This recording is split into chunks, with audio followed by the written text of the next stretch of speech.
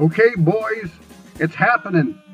We've got the collective bargaining agreement reached. We've got a flurry of trades and free agent signings coming up in the next week, I'm sure.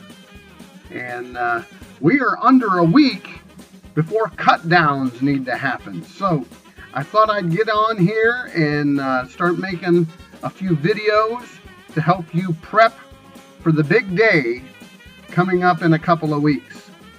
So, not to get ahead of ourselves, I wanted to just remind you that you need to have your rosters cut down to the maximum of 12 players by next Saturday, March, I believe, let me see here, March 19th. That's what it is, March 19th at noon.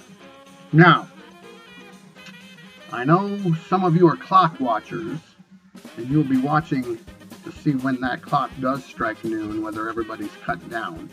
And I wanted to preface this to say that I don't know if I will be home at noon to check everybody's stuff.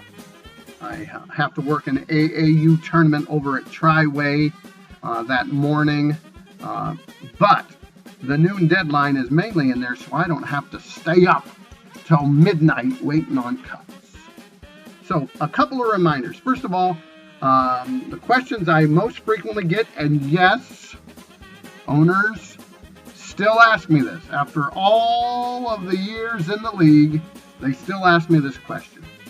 How many keepers can we have?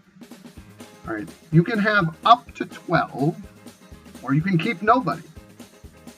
If your team was terrible last year, you might want to scrap the whole thing and start all over.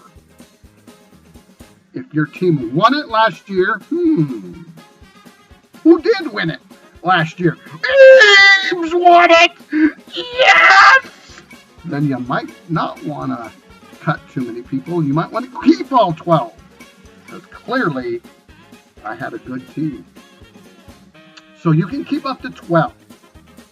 Their salaries are set. That salary will come off of your $260 allotment, and then you'll be able to see what money you have left going into the auction. Your keepers must occupy an active roster spot. You cannot have a keeper in your reserves. So if you are planning on keeping all pitchers, you can't fill in all 6 of your pitchers and then keep adding some to the reserves. You're full up. You can't do that. So your keepers must occupy active roster spots. Make sure that you cut any non-keeper if you don't remember how to do that. You simply click on the player's name. His player page will come up, and then you'll be able to select drop. Go ahead and drop them. And then last but not least, make sure you go to your team page and click the keeper box by each of your players that you're planning on keeping. That way the website will not drop those players. Very important to click that keeper box. Any questions? That should be pretty clear. That should be very easy. So that's all I got for you right now. Just a reminder to get those keepers in. Many of you have done that. Our draft, just as a reminder, is scheduled for a couple weeks. Sunday, March 27th. It'll start at 2 o'clock.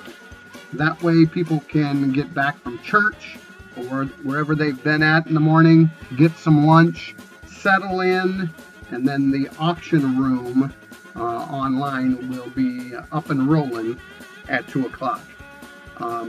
Later this week, we'll be going over finances and how to handle that. Some owners still have not paid. I know some owners refuse to pay until draft day. But we'll be going over that. And then we will also be going over the snake draft order, which last year Brian did, and it came down to him and me for the first fishing the snake draft.